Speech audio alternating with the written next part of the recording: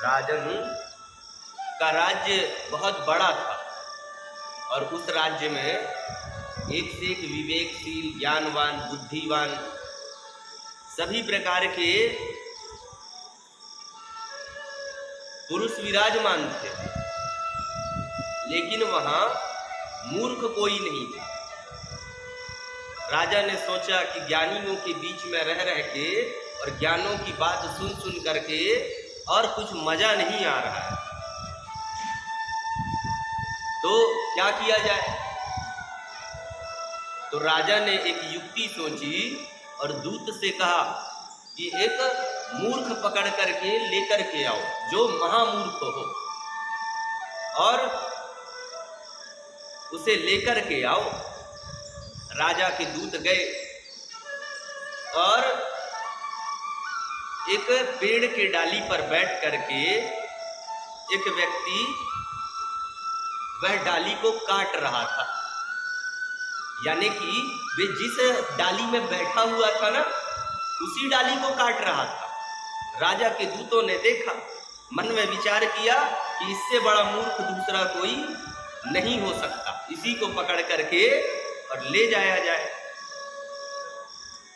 राजा के दूतों ने वह व्यक्ति को पकड़ करके ले गए और ले जा करके राज दरबार में राजा के समीप खड़े कर दिए। राजन उसे देखे और देख करके मुस्कुरा रहे हैं मन ही मन, क्योंकि राजन को तो पता है कि यह मूर्ख है।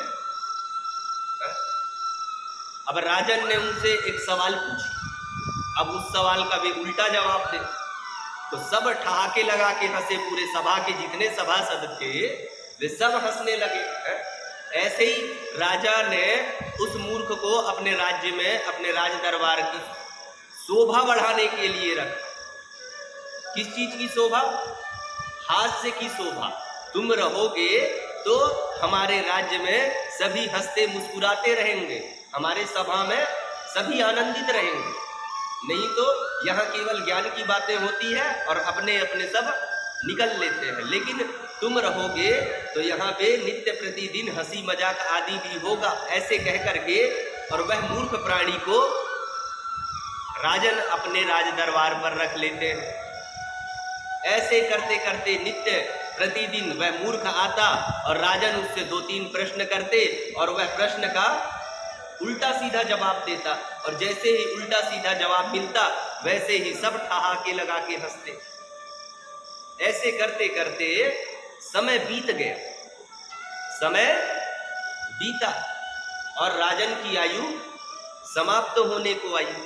अब राजन की आयु जैसे ही समाप्त होने की आई, राजन अपने भवन पर, अपने बिस्तर पर भगवान को याद कर रहे हैं जाने के लिए, क्योंकि जाने की समय जब आ जाती है ना, तो समझो कि भगवान याद आने लग जाते हैं। कहाँ हो प्रभु, कैसे हो प्रभु?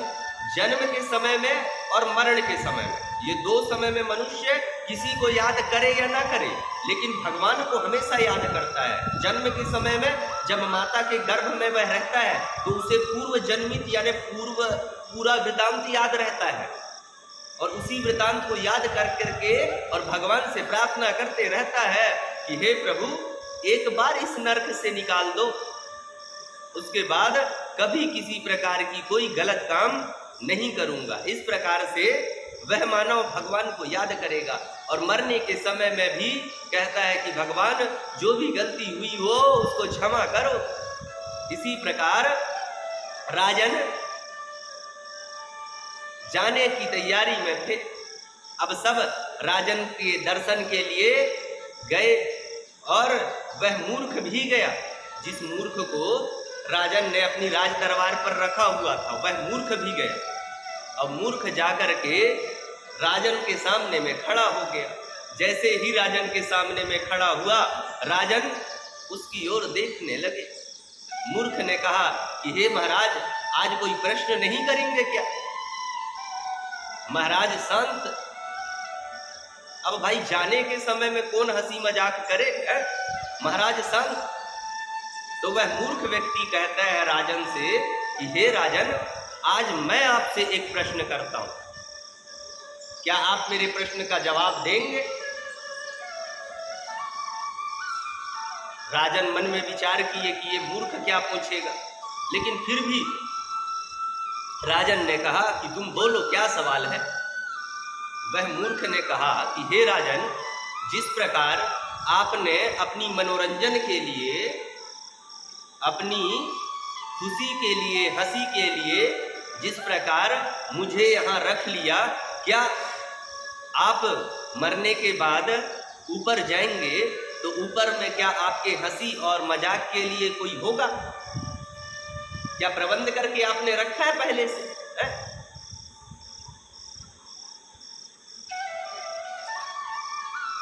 इतनी बड़ी बात सुनकर के राजा की बुद्धि खुल गई। राजन ने सोचा, है तो ये मूर्ख, लेकिन इतनी सुंदर बातें कही कि यह बात को सुन करके और मरते समय राजा को वैराग्य धारण हो गया। और उस वैराग्य से और उस मूर्ख के कारण उस राजन को मुक्ति प्राप्त हुई मरते समय। तो आज का मनुष्य, कलयुगी मनुष्यों की बुद्धि कैसे बहुत ज्यादा बिगड़ चुकी है। कैसे? तो जो रूप से सुंदर है, जिसका रूप चमड़ी मांस सुंदर है, उसे आज के सृष्टि के दृष्टि में उसे ही सुंदर मानी जाती है। यह है सुंदरता की विशेषता। अब ज्ञान की विशेषता ले लो, तो जिसके मार्कशीट में ना अंक ज्यादा रहते हैं उसे ज्यादा ज्ञानी और ज्ञानवान माना जाता है। बाकी तुम कितना भी पढ़ लो, लिख लो, कुछ भी कर लो, तुम्हें ज्ञानी नहीं माना जाएगा। अगर अपने आप को ज्ञानी मनवाना है तो भैया पहले मार्कशीट दिखाओ, ये देखो मेरा 98%, तो ये देखो मेरा 90%, तब तुम्हें ज्ञानी मानेंगे कि हाँ भैया तुम ज्ञानी हो, अन्यथा तुम ज्ञानी नहीं हो। और एक और दृष्टि है, वह दृष्टि है सम्मान्य की, भाव की।